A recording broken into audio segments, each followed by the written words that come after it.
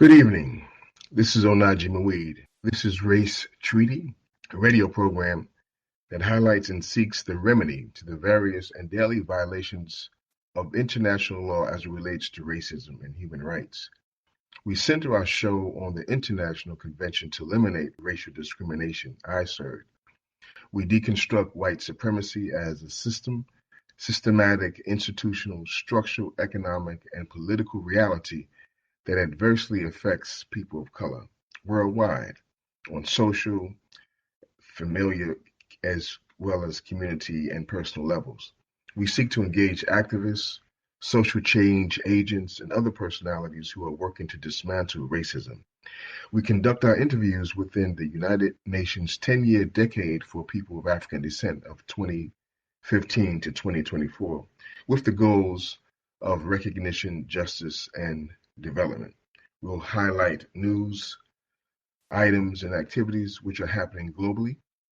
The Race Treaty Program, in fact, is a program that comes to you on Black Talk Radio, digital radio station, and is an outreach of Anti-Racist TV, whose founder, Robert Benton, has coordinated. We also work with a collective, which we call ourselves the Race Treaty Collective, variety of hosts that will bring to you various programs. Again, good evening. This is Onaje Muid, and welcome to Race Treaty tonight. Our program is on health equity and human rights. We feel that out of all the different health disparities, that it begins with birth. The indices of birth rates of the different groups. And Black people here in America, the United States of America, and around the world are certainly at the very bottom of that, save indigenous people, history that many of our people come from as well. Our guest tonight is someone who I've known for quite some time, and the capacity in which we have known each other and worked has been one of brotherhood.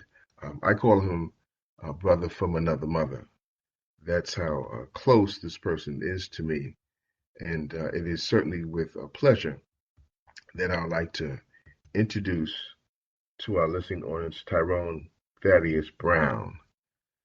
My brother, good morning. Good evening. Good morning, everyone. Good morning, Brother Onaje. I hope that I'm coming in clear. I'm calling in remotely, and it's quite an honor, to be asked to be a part of the program today. Brother Onaje is, more than a brother to me. I think of him not only as a brother, but almost as like an uncle. As the old commercial used to say, having an uncle in the business, is a positive thing. And Brother Onaje, or Uncle Onaje, has been someone who has been a mentor, a beacon of light, someone who has been a great inspiration in my career, my growth and development in my journey in the helping profession of helping other human beings to help themselves, and then, with the intent that with that new ability to help themselves, they go out and help others as well. So once again, thank you for having me on the show today, and blessings to all. Thank you, Brother Tyrone. I know that your professional history is that of a committed and diversified service professional within the profit as well as not-for-profit, public-private, business and health and human services, as well as education arenas in New York City, but not limited to a history that records you as the founder and principal servant of Isaiah Grace, independently owned and operated provider of business and health and human services, providing consulting, technical assistance, research, education, training, and support services. We also know that over these many years, Aside Grace has, has supported and worked collaboratively with many organizations and individuals in Brownsville, East New York, particularly in the New York Child Welfare Neighborhood Network, and various other New York City-based health networks as well. In fact, we might look back and see that it's over 40 years that your experience has added to and contributed to mental and behavioral health um, topics and trainings and just an advancement, such as substance use disorders, mental disorders, co-occurring disorders, including families with multiple members experience chronic, severe, persistent co-occurring disorders, including trauma as well. So I see, I don't know, maybe at least 26 letters after your name, and I'm going to stop and ask you about these letters because um, you've earned them, and so often the things that we earn is minimized, and certainly for people who have been minimized in the United States of America, recognition is important, and this program uses the three principles of recognition and justice as well as development as our themes as we have discussions inside of ICER, the International Convention to Eliminate Racism. So I see PhD, I see MSOL, I see BSHSM, I see CADT, I see CASAC, and I see ICADC. What do all those letters mean? Well, Brother Najee and brothers and sisters on the program here, let me first say that the letters in themselves um, don't mean a great deal. Uh, what's important is understanding the context that they are in. And let me just do a little disclosure here. Um, I've been on this here, this journey on this third rock from the sun that some folks call Mother Earth here for 50 plus years. And when we talk about 40 plus years of experience in areas of health and of mental health and behavioral health and criminal justice and just all of those types of situations pertaining to the human condition. That's based on my own development, my own personal experience growing up, even before there was the academic learning and understanding of what the behaviors were. I was experiencing them directly and indirectly. So my experience is both academic as well as experiential in the sense of, from the layman's perspective. The letters in themselves, within there is you have to understand that I was a 17-year-old ninth grade dropout, still in the ninth grade after 3 years because, I was too involved in, doing things that weren't congruent with going to class and getting that formal academic education, as you will. And so at a certain point, the school system kindly informed me that, if I wasn't going to go to class, I could no longer attend their schools and play on their football teams and their chess teams and things of that nature, which, was things that inspired me and motivated me. And so from the time of from 17 until 32, I did what I need to do on the street level, if you will, and behind a few gray walls, if you will. And at the age of 32, it dawned on me, that if I continued to live my life the way I was living it, it would be like walking up to the woman who raised me and all of the predecessors and spitting in their faces, because I would be throwing away the opportunities that they had struggled to do so that I would have the opportunity to do something with my life. And so that was my epiphany moment, my aha moment. And from that point on at 32, I made the commitment that I was going to dedicate and commit the rest of my life, to doing the best that I could to honor those that came before me, and also to prepare the way and create opportunities as best I can for those walking the walk with me, and for those that would be coming behind us. So I got a general equivalency diploma at the age of 33. Clearly, I was not I was able to learn. It didn't take me long to get the GED. When I applied myself, and I just decided to stay in the process. And for the next 12 years, I just got that formal education, which began with the GED, high school diploma, an associate's degree in human services, with a specialization in alcohol and substance abuse counseling, and then a bachelor's degree in health and human services, behavioral science, and management, sort of combination. And then I just went on and got a master's in business while I was at it. And then I figured I'd put it all together, connect the links and the bridges with a doctorate degree in health and human services administration. But let me say to you that none of those are more important than the letters D.A.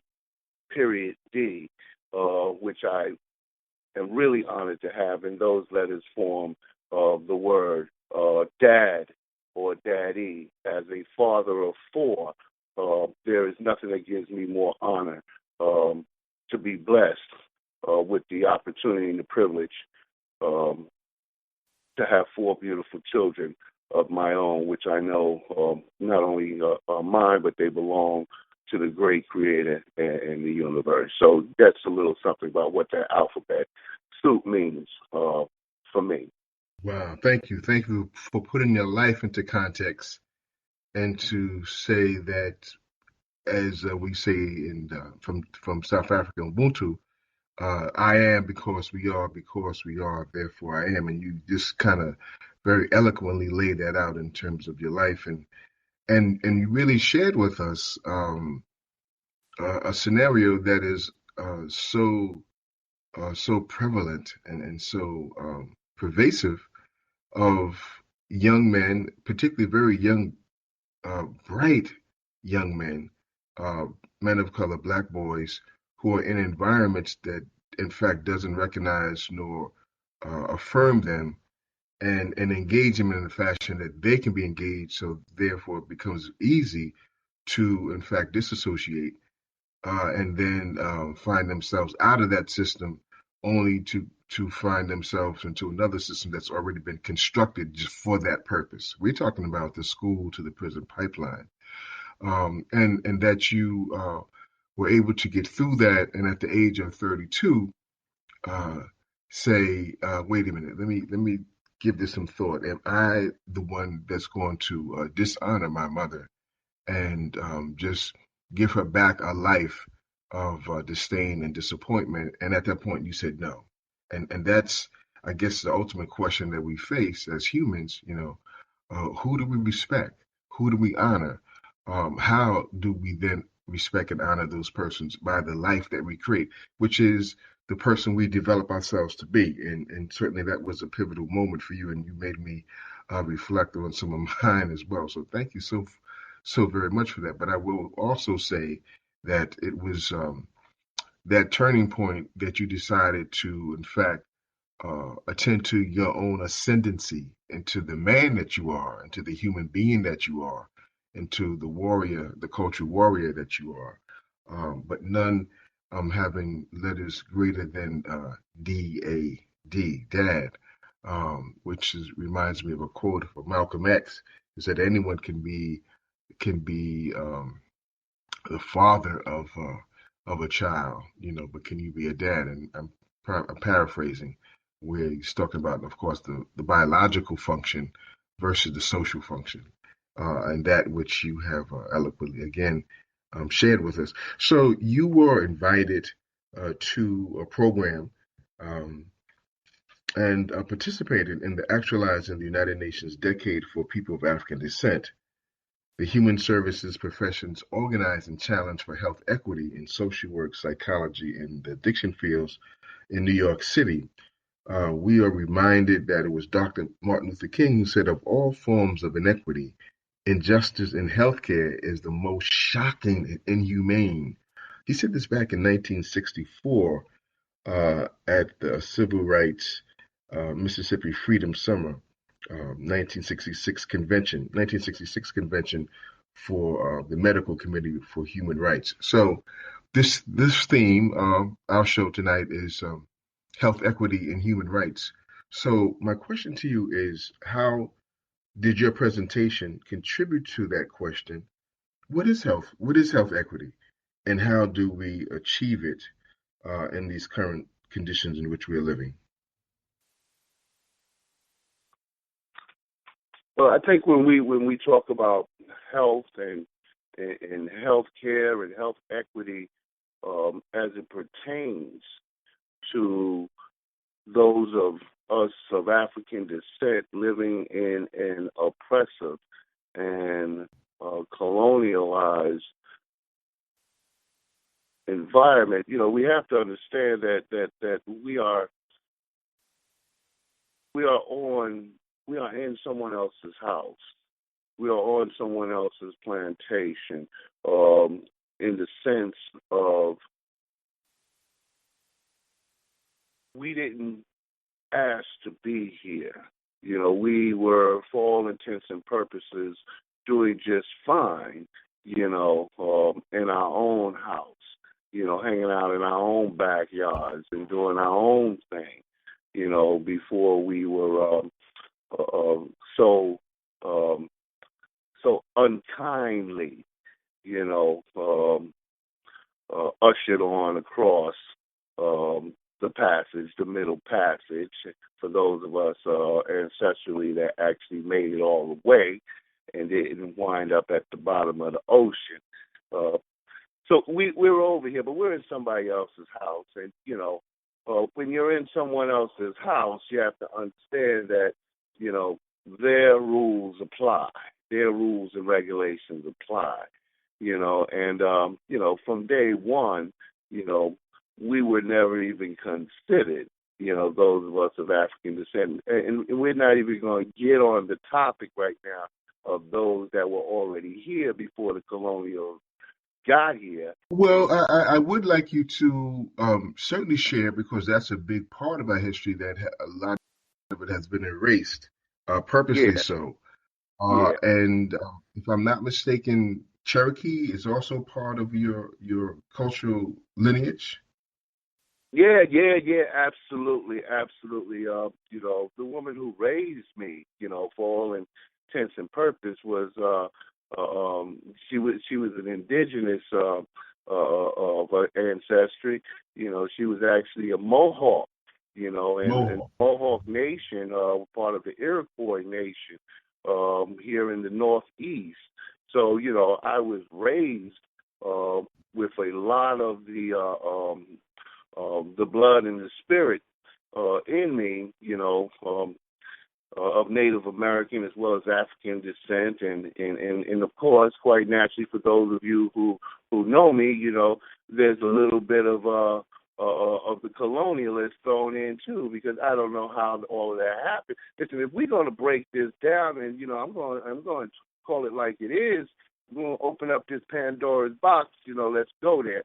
We're talking about my history, being conceived in the summer of 1962, somewhere and somehow in Birmingham, Alabama, by a biracial event, if you will. We don't know whether or not it was consensual or non-consensual or whatever the case may have been. What we do know from the story is that the woman, for whatever reason, came up north to give birth to this child, and then once the child was out of her womb, she just vanished into the sunset, if you will. And this child, has never known his biological mother nor father, and spent the first 7 years of his life as a ward of New York State. And somehow his mother, who raised him, somehow got custody of him at the age of 7 months old and raised him in her longhouse, and gave him the last 21 years of her life, as she was already 60 when she brought this young man under her roof. And then when she passed away, 21 years later, having always said to this young man that I only ask the God of my understanding to let me live long enough to see you turn 21 and be able to stand on your feet, your own feet. And then 2 weeks after this young man turned 21, he was blessing this woman and putting her to rest on sacred ground. So yes, so that blood runs strong in me. So when we talk about being here in health equity and all of that, the bottom line, as Martin Luther King says, that is the most horrendous of all inequities. And so I think of it as, as people of African descent and Native American descent and any oppressed people who don't fall under the umbrella of being those of privileged blood as intended and as appropriated and as applied over the years by those in control of this system here. I think of veal. If anyone knows what veal is and how veal is processed and made, you'll know that the object is to take the baby cow, and put that baby cow in a tight, dark box, standing on its legs, and keep that cow in that situation for a period of time. And the object is to keep that baby calf on his legs, and so that it will be weak, but the meat will be tender and easy to eat. And here in America, when we talk about health equity and people who have been oppressed and who are part of the population of having unequal justice and unequal rights and unequal health, we're talking about that veal, that has been kept weak over time. And the same goes with that. In this government, in this history of this country, alcohol and drugs, whether illicit or illicit, has been the biggest, if you will, economical engine in this country, going all the way back to the triangular slave trade, transcontinental slave trade. When we talk about people, sugar and rum, and that whole process and all of that whole industry. And then we talk about prescription drugs, over-the-counter drugs. We're not even getting. We're just talking about the legalized drugs here. And then when you throw on the others, this country has always been about creating situations where there's going to be greater opportunity for unhealthy outcomes than for healthy outcomes. So you have to understand when you talk about health inequities, you have to keep the people unhealthy to a certain extent in order to generate the revenues, to create the economy. You don't make money by providing the cure. You make the money by keeping people sick. And you throw all of that into the context of oppression and how these social determinants of health, as we call them today, these unhealthy scenarios and situations and opportunities to engage in unhealthy behaviors is really targeted towards those who have been historically underserved, oppressed, boxed in. And so these things have become the tools to try to escape, from these social and individual psychological and spiritual pains. Langston Hughes says it in a nutshell. What happens, to a people when a dream is deferred? Well, I don't know if there ever was a dream,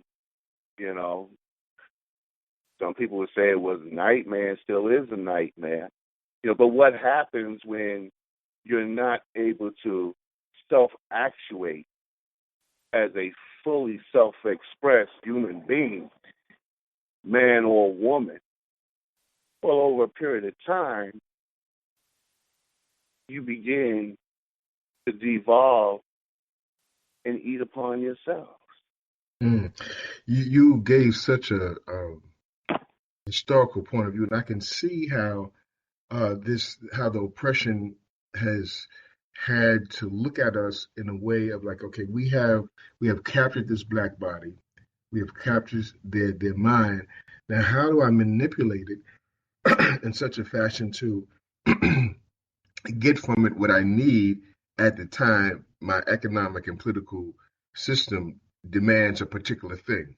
So they need is healthy enough to work the fields, to grow their food, to suckle their children. They need is healthy enough so that we can perform that labor.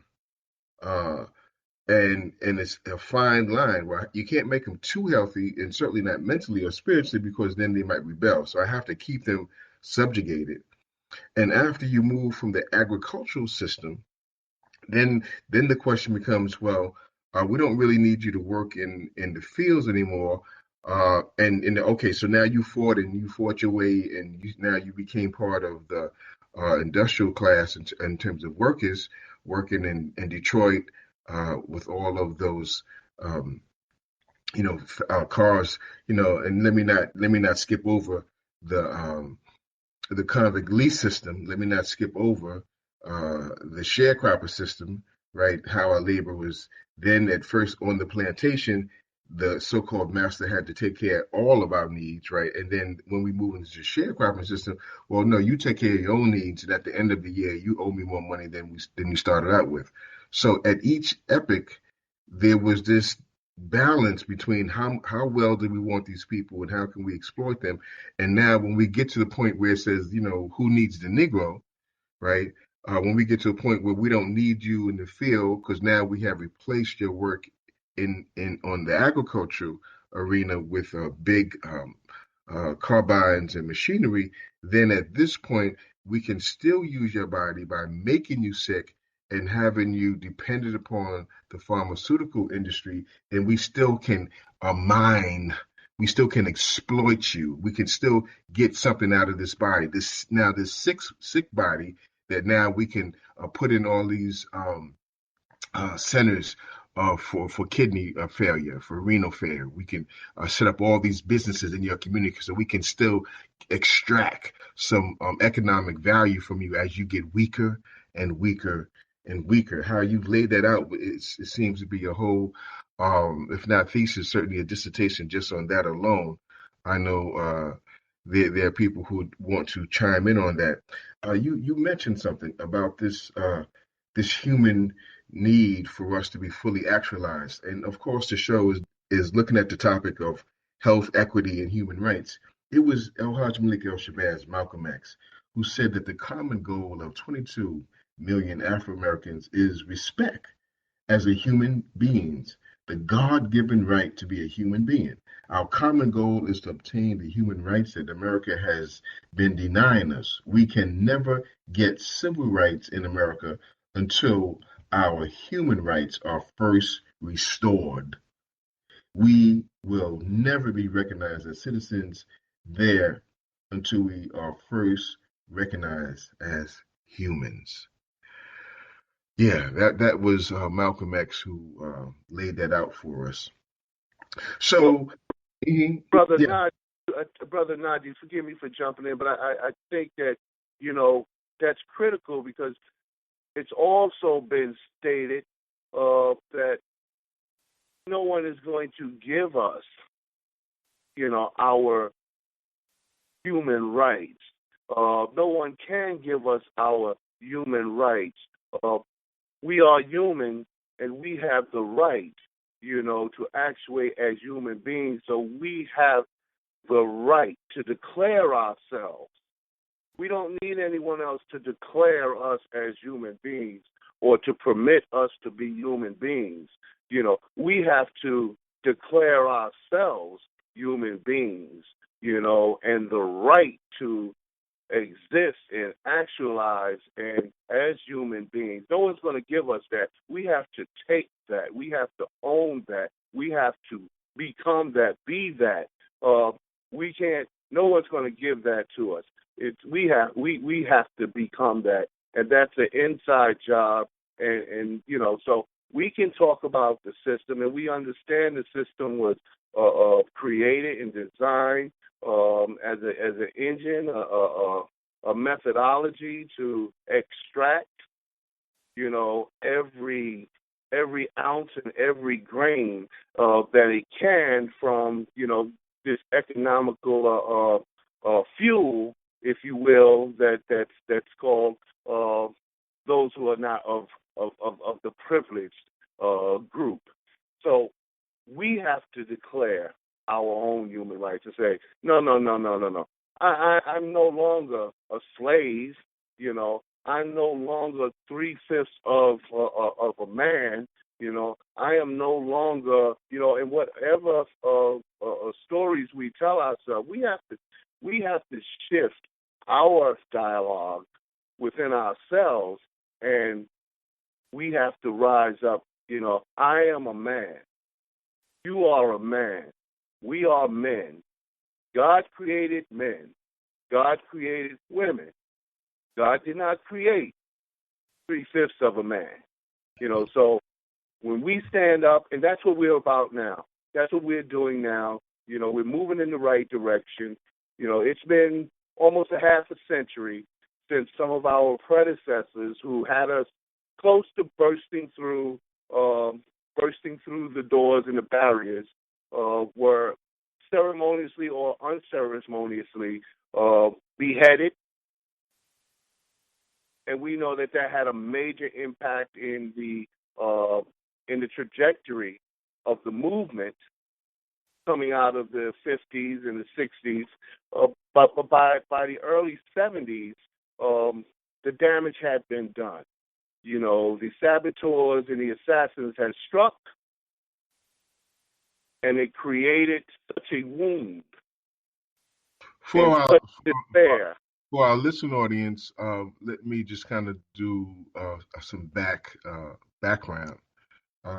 Brother Tyrone is giving reference to the COINTEL program, the counterintelligence program that was conceived by one of the biggest criminals on the planet, Edgar Hoover, who said that we must stop the rise of any black messiah, anything that can ignite the consciousness and our struggle for freedom has to be confronted, has to be identified, neutralized, either character assassination or actually physical assassination.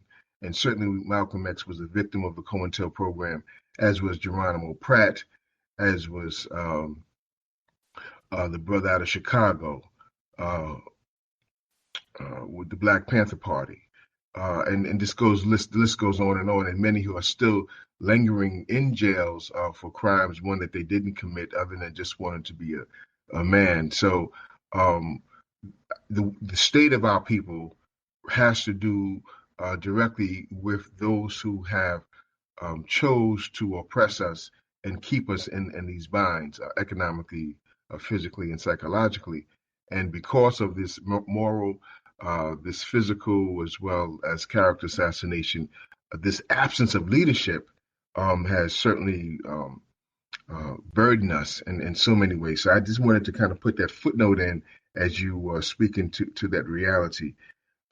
So when we have to understand that, because then we put it in a total context. You also gave reference to, well, I kind of interrupted you. Let me see if you can continue your thought, but I certainly want you to complete that and then go on to say, what was your involvement in this event in New York City, Actualizing the United Nations Decade, and what would you want to happen from this point forward? Brother Najee, thank you for tying up the loose ends there, if you will, because you're absolutely right. You know, it is necessary to put it in a historical, political, and in context in terms of what has occurred and what continues to occur.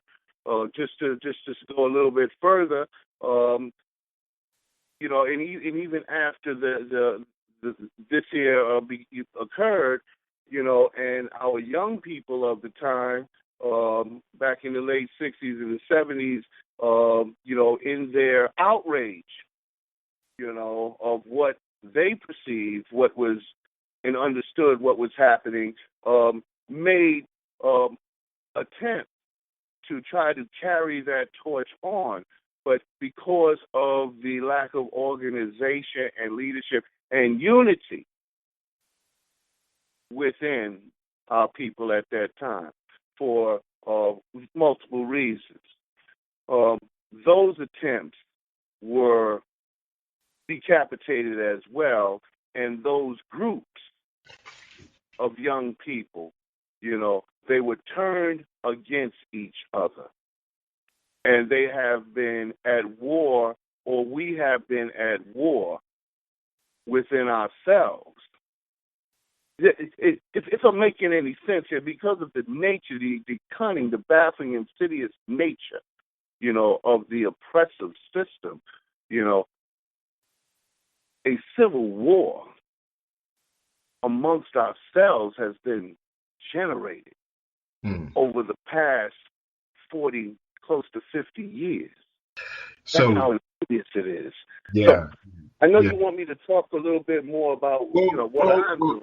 Well, I do, but I want to also say for the audience, you're giving reference to how drugs were put into our community at the height of the civil rights movement to dope our people down, a form of chemical warfare, and how the dope got in there through the mafia that was working hand in hand with the CIA, with FBI, to ensure that that would happen for the purpose of killing off that young spirit of the students who was the forefront of our movements. And it succeeded. And then they went on to distribute drugs to certain the Black Rangers in Chicago and different places. And then they started to create turf, right? With the turf came, then they added guns to the mix. So you have drugs, you have guns, you have violence, you have destabilization.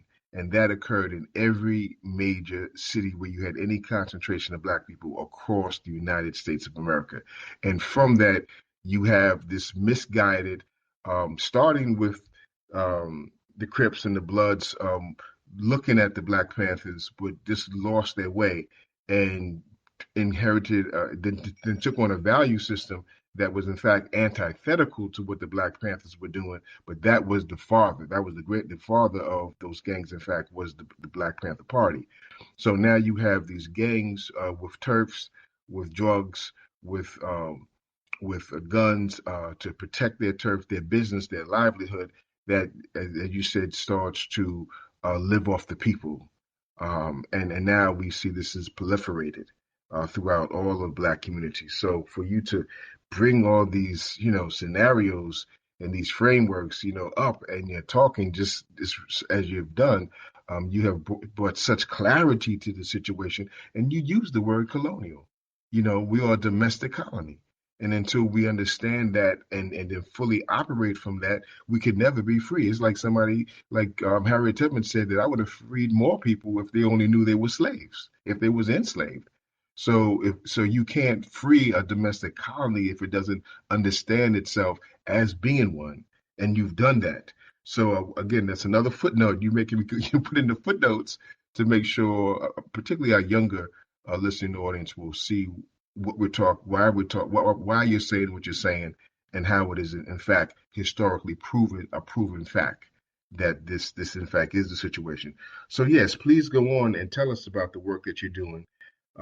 We have maybe about another 10 minutes in our interview tonight, but of course I'm going to have you back because there's so much more stuff that you need to say and I need to footnote. I think we're doing a good, coming down the court, passing it back and forth, the left side to the right side until we get to the hoop.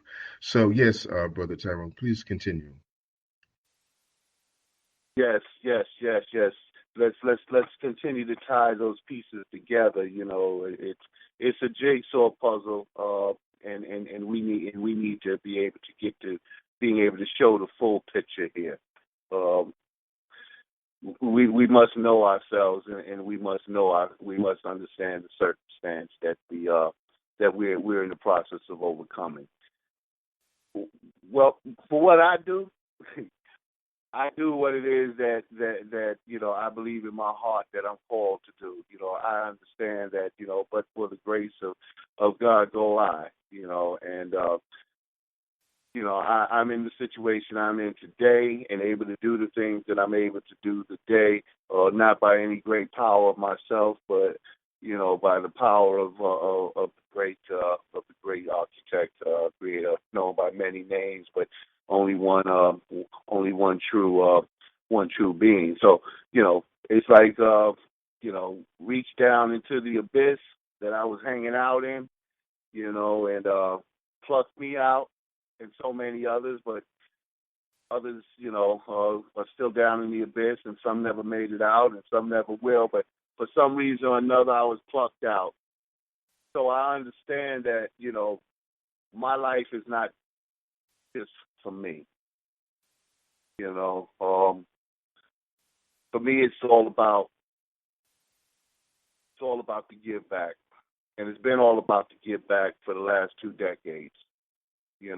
To the best of my ability.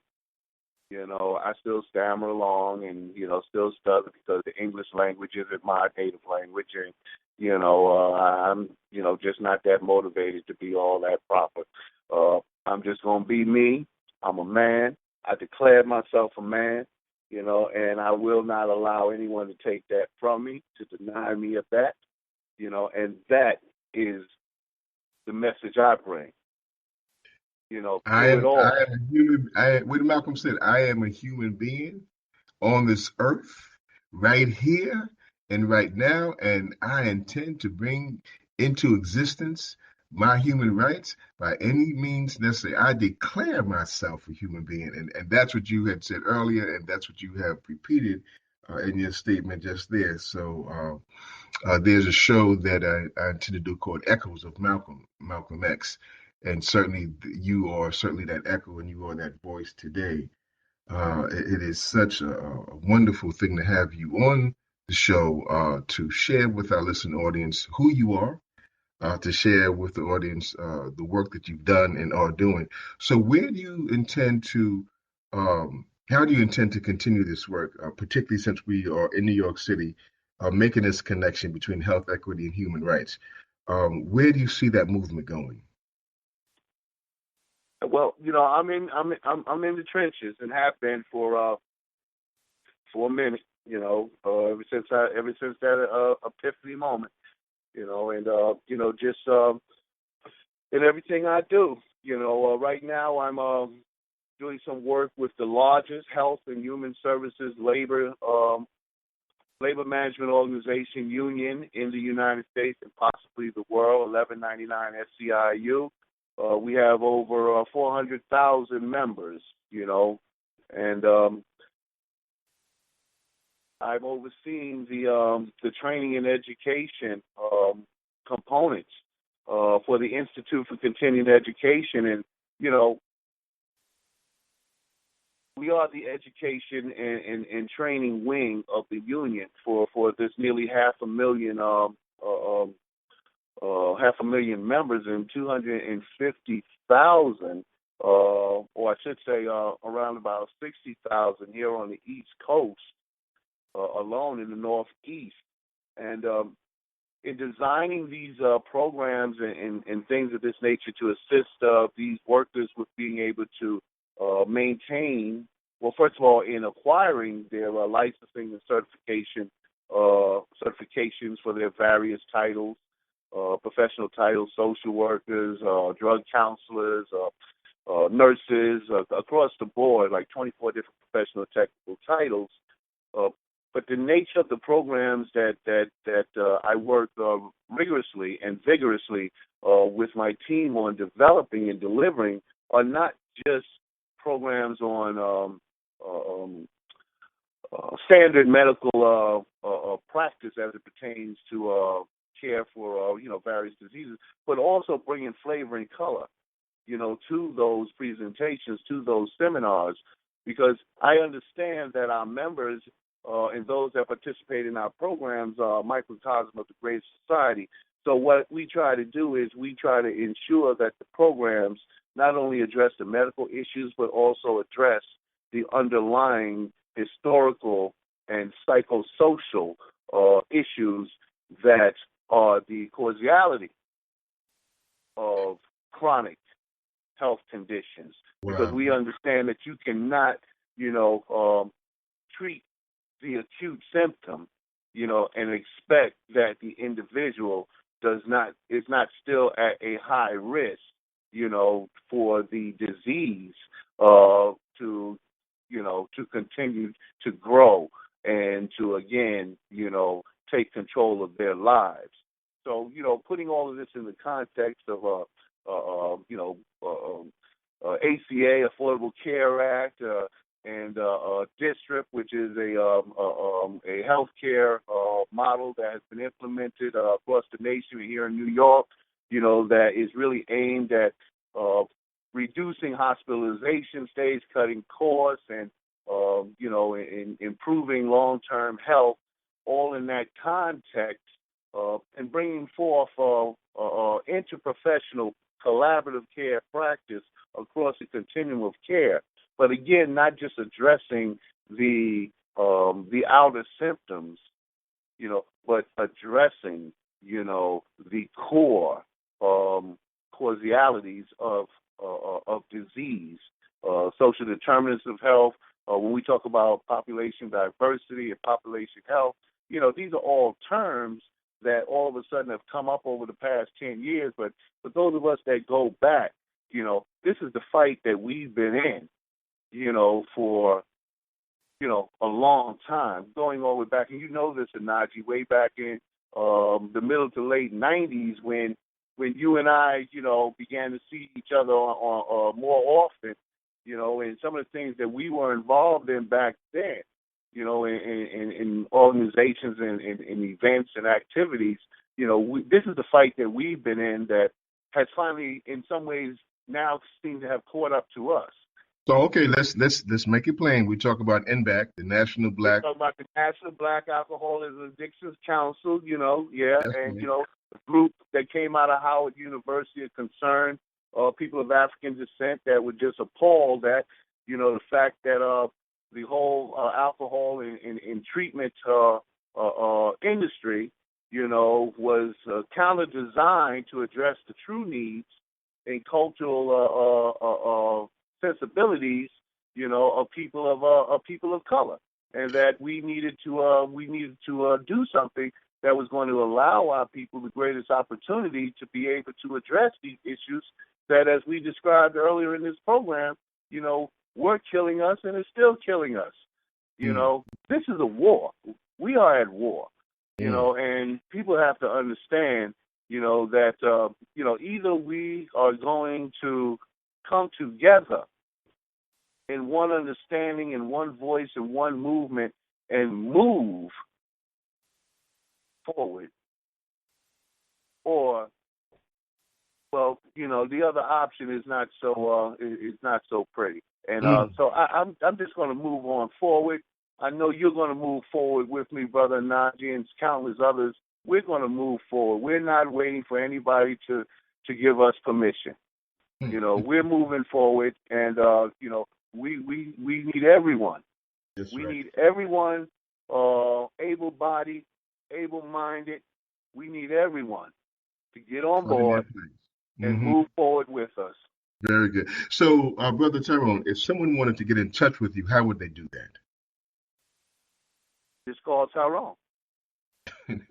You got to give them a number or email.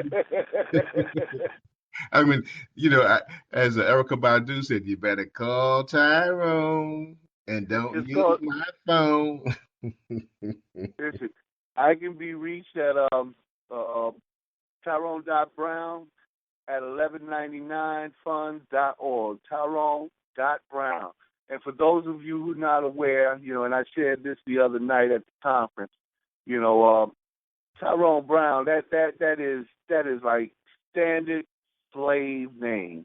Tyrone Brown. Tyrone is a county in Tyrone and Brown. They're both separate counties in Ireland. I believe Tyrone is a county in Northern Ireland, and Brown is a county in Southern Ireland. I could have that a little mixed up, but Brown is also such a common name. It's Irish, it's Scottish, it's English, it's German, it's all of that. Tyrone Brown, slave name 101. It's about 10,000 of us legally documented here in the United States. Slave name, there it is. But for those of you, you can just call me T. You don't have to call me Tyrone. You can just call me T. You can call me T Thaddeus. You can call me Thaddeus. You can call me anything you want. I love to eat, so please call me in time to get some of that good home cooking. So that's Tyrone dot BROWN at 1199 funds FUNDS.org. Brother Tyrone, it's been a pleasure, and certainly anytime we get together, it warms my heart, it educates my mind, it inspires me, and all of it is the laughter and the brotherhood that keeps me alive, man. You keep me alive, and I just want to thank you. To our listening audience, you have been listening to Race Treaty. Our guest has been Tyrone Thaddeus Brown, a man of many dimensions and experiences and accomplishments.